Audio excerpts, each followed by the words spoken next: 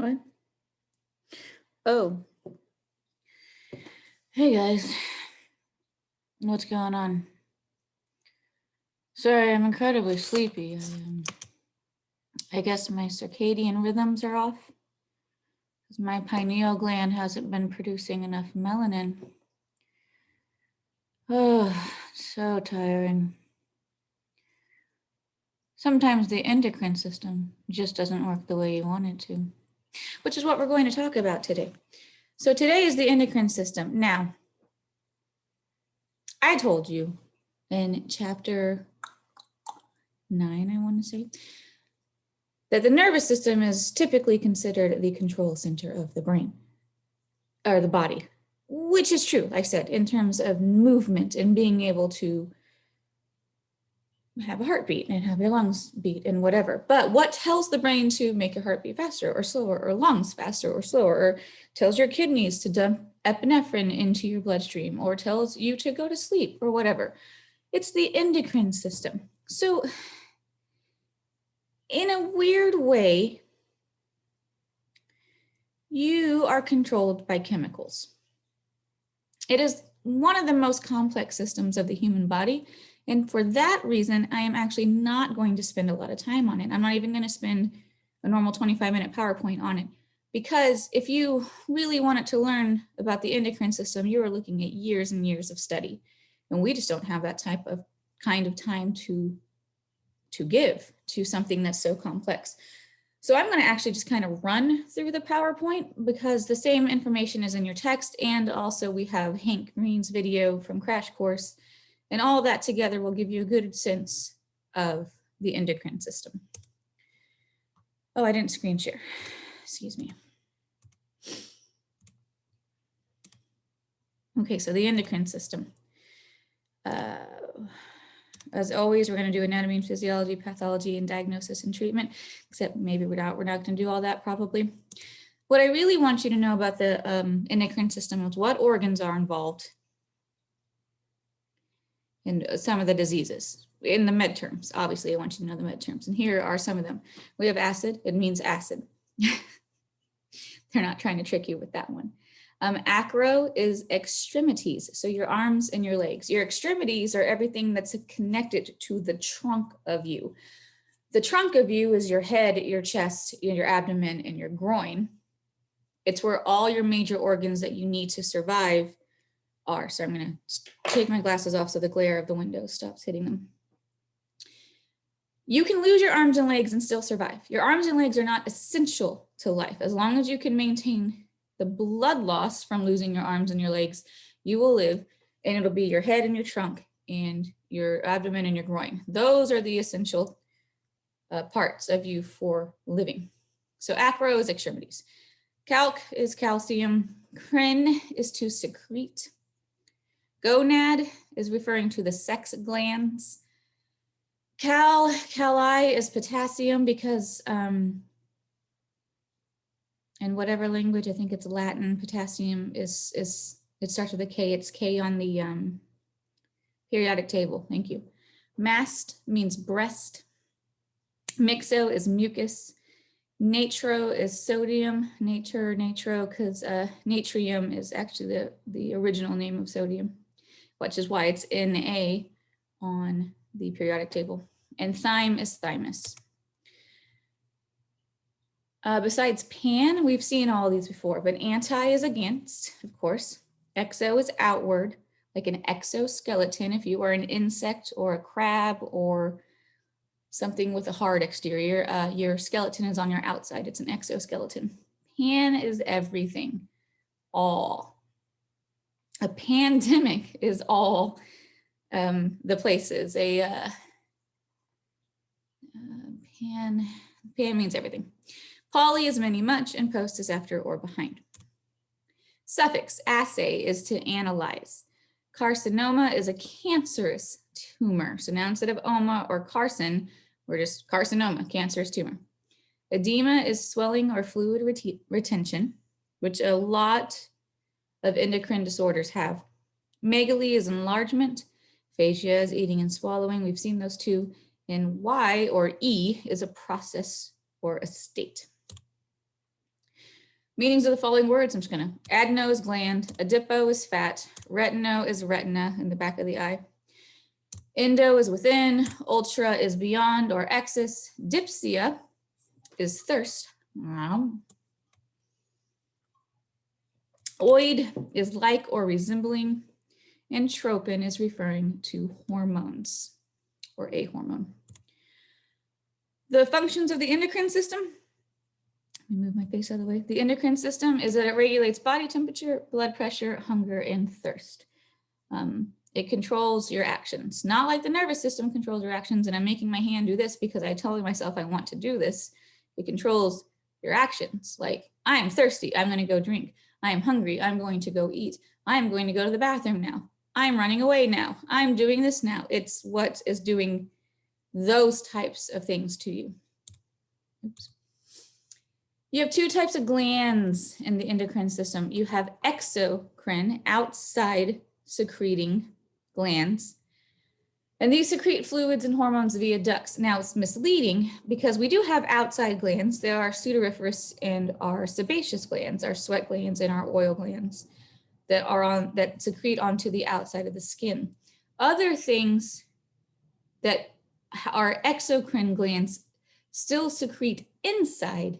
They just do it via ducts, meaning that they have to go through a tube before they can get where they're supposed to be going.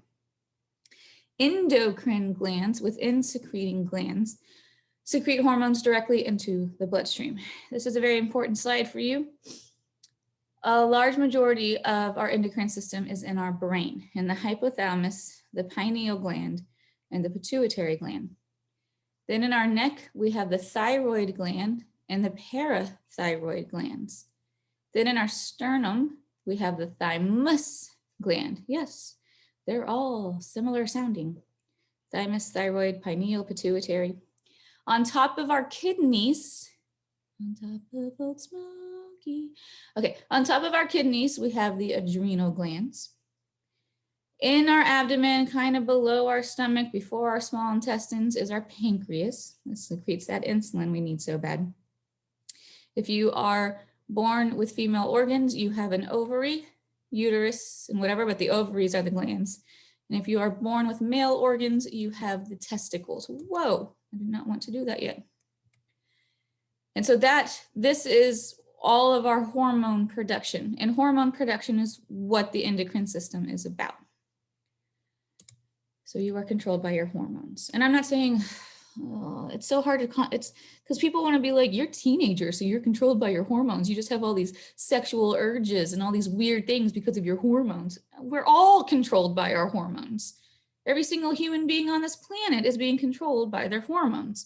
And so, yes, you're at a stage in life where your hormone production is super increased, especially from the gonads, the ovaries and the testes, than they normally will be for the rest of your life. But that's not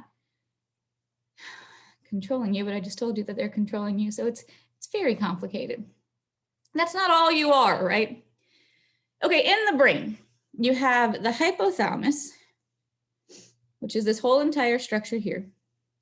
And then hanging off the hypothalamus, very similar to how the testicles hang off the male body, you have the pituitary gland. And then at the base, on the opposite side of the diencephalon, remember that from the nervous system? You have the pineal gland back here. These are all really super important for your life.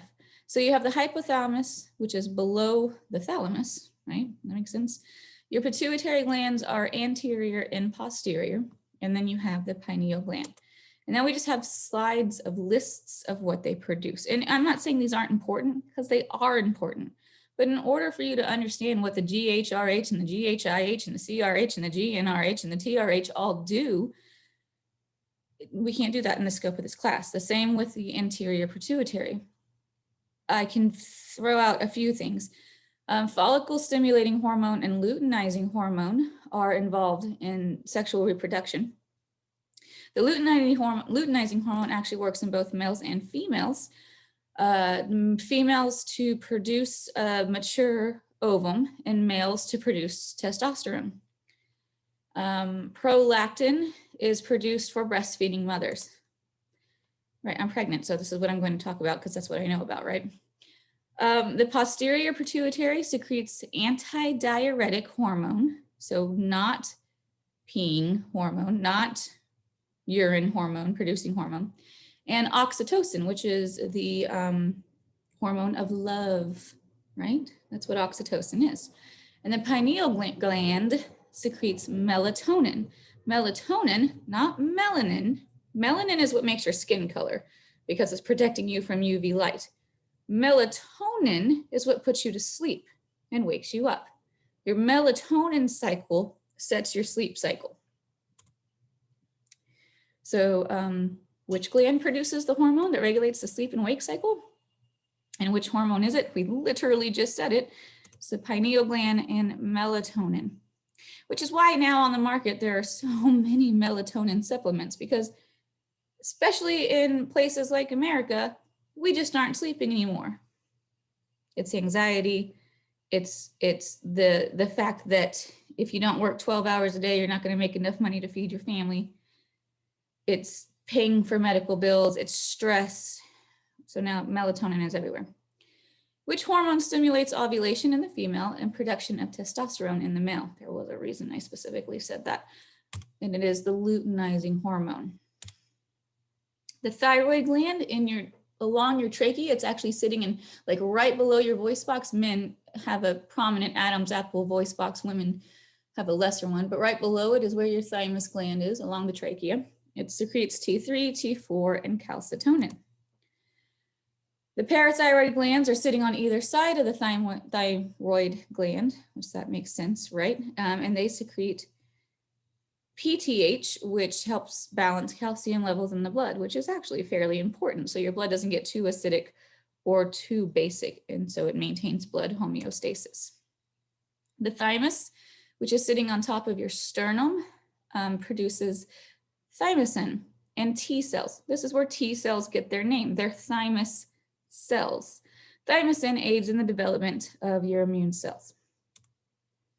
The adrenal glands on top of your kidneys are responsible for your body's adrenal rush when you are feeling scared or frightened and you're put in that fight or flight defense. It has an adrenal cortex. The cortex is going to be the outside layer, and the adrenal medulla, which is going to be important when we talk about the kidneys themselves. Anyway, those words are. But the adrenal gland is not the kidneys, it's on top of the kidneys. They secrete glucocorticoids, mineral corticoids, and the sex hormones. The cortex, the outside part does. And the medulla secretes the norepinephrine and the epinephrine. The pancreas is responsible for insulin. And look, it's both exocrine and endocrine. So it has glands with ducts and glands without ducts. And it has beta cells that secrete insulin, which you do need to know. And I put it in your vocab list, and also the alpha cells, and alpha cells that secrete glucagon. And so they work opposite each other. Insulin encourages the uptake of glucose into your bloodstream. Glucagon encourages the release of sugar into your bloodstream. You need glucagon if you're in that flight or fight defense. The ovaries and testes, while not essential for life, which we'll find out in the reproductive system, the ovaries secrete estrogen and progesterone in females and regulate the female reproductive cycle and are involved in pregnancy, obviously, because the ovaries is where the egg comes from. The testes secrete testosterone in males and regulate male secondary sex characteristics, which we will talk about in the reproductive system. So epinephrine and norepinephrine are responsible for the body's adrenaline rush, and the female gonads are the ovaries, and the male gonads are the testes. Diseases and conditions of the endocrine system. Acidosis is an increase in the acidity of the blood, body fluids, and tissues due to an increase in hydrogen ions. What increases hydrogen ions? Having too much calcium in your blood, having too much sugar in your blood, having too little calcium and too little sugar, one way or the other. And hormones, of course, regulate the acidity of your blood. Your blood is 7.3 to 7.4 on the pH scale. That's it. That's what we can maintain and be happy and healthy. Any variation off that 0.1 and you're in trouble. You're either in acidosis or you're in alkalosis. Acromegaly is an enlargement of everything, but specifically the face, feet, and hands. Remember extremities, megaly, making the extremities big. Results from a malfunction of the hypothalamus or interior pituitary gland. Addison's disease, as we can see here, is bronze pigmentation. These are the symptoms. Bronze pigmentation of skin, changes in distribution of the body hair. Hypoglycemia, so low blood sugar. Gastrointestinal disturbances, low blood pressure when standing or sitting. Weight loss, general weakness. Addison's disease results from insufficient secretion of cortisol and sometimes aldosterone. Characterized by progressive anemia, hypotension, pigmentation, joint pain, and loss of appetite. It's hard to get endocrine diseases diagnosed. So you really have to advocate for yourself if you think you have something that is an endocrine disease. Adenocarcinoma, this is a cancer-causing tumor of the adenoids, sorry. A malignant gland or tumor, a malignant tumor of a gland or mucus-producing organ. This includes cancers of the pancreas, lung, prostate, colon, and esophagus. Cretinism. Cretinism is a congenital hypothyroidism issue. So the thyroid, remember right here in the trachea, due to lack of hormone secretion, it is characterized by delayed or abnormal physical and mental development. And then you have Cushing's disease, which is being pictured on the slide. It has all these symptoms, CNS, so central nervous system irritability and emotional disturbances, red and round face, hypertension, cardiac hypertrophy, so enlarged heart, hyperplasia or tumors of the adrenal glands, obesity from fat deposition on the abdomen and the back of the neck specifically. Purple striae are like stretch marks. They are stretch marks is what they are. Osteoporosis, which is a weakening of the bone, muscle wasting, skin ulcers, and specifically in females, it stops your menstrual cycle. So it's amenorrhea, and hirsutism, which is excess hair growth. And in men, it causes erectile dysfunction. And so we can see here, the cause of it is excess cortisol, resulting or being the reason you are producing excess cortisol is because of the tumor of the adrenal gland. Diabetes is a big one in terms of the endocrine system. Diabetes insipidus, diabetes mellitus, diabetic retinopathy. There's lots of other actual diabetes categories in your textbook. You're supposed to be reading your textbook. Diabetes insipidus is a rare type of diabetes caused by inadequate secretion of antidiuretic hormone, ADH, by the posterior pituitary gland. It's characterized by excessive thirst, which is polydipsia. I don't have this, I'm just saying, always have your water ready. And excessive urination, right? Because the antidiuretic is not being produced, so your body is being told to constantly urinate. And that's called polyuria. Diabetes mellitus, on the other hand, is insufficient production of insulin or the body's inability to use insulin efficiently. So this is your insulin dependent diabetes. There's a type 1 and a type 2. Diabetic retinopathy A complication from diabetes mellitus that results in damage to the retina of the eye. Gigantism, and there's also dwarfism and gigantism. Now, while it is politically incorrect to go around and refer to people as dwarves, the condition is still known as dwarfism. Oh, I'm sorry, I thought I was flipping a page here. But gigantism is the excessive growth of body parts because you are overproducing the growth hormone.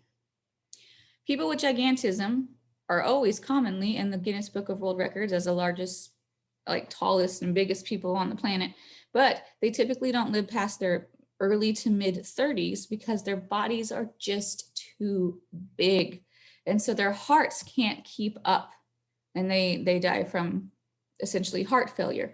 This is the same reason large dogs cannot survive beyond about 9 years. 9 to 10 years is really the lifespan of Great Danes and Irish Wolfhounds and Elk Hounds and any very large dog because their hearts cannot keep up with their size. We bred for that, so that's kind of our fault. Gynecomastia is referring to specifically in males, but it's mast means breast, condition of, so it's the condition of abnormally large mammary glands in the male. So there are conditions where males, they don't function, they don't have the ability to produce milk, but they do kind of just have breasts. And it's not just because of obesity, it can be because of endocrine issues. An insulinoma is a tumor of the beta cells, so the cells that specifically produce insulin, that is going to affect your ability to use insulin. Pan, all, hypo, below, pituitarism, I had it in my head. Panhypopituitarism is the condition of inadequate secretion or total lack of secretion of the hormones of the anterior pituitary gland. And so that's a lot of hormones. If you want to remember, we'll go back real quick. Anterior pituitary, it's the complete lack of all of these hormones. It would be very devastating to a human being.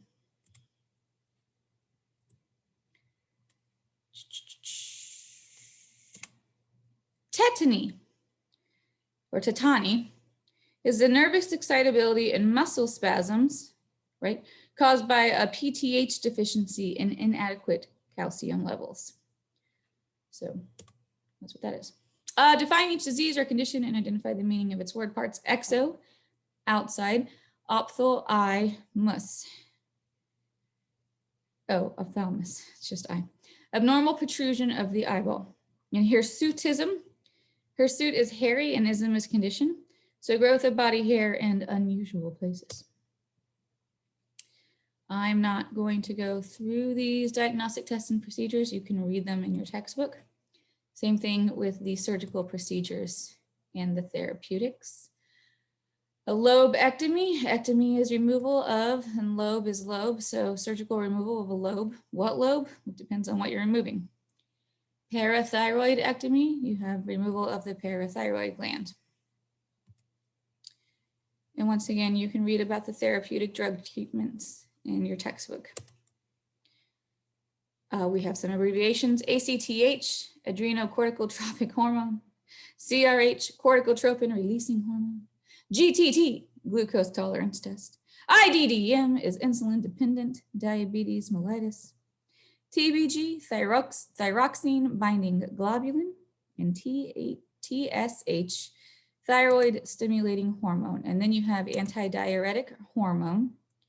You have the human chorionic gonadotropin. And then you have the radioimmunoassay. So this is very much a chapter that is very dependent upon you reading the textbook so that you can pass your quiz. I'll see you guys for the urinary system.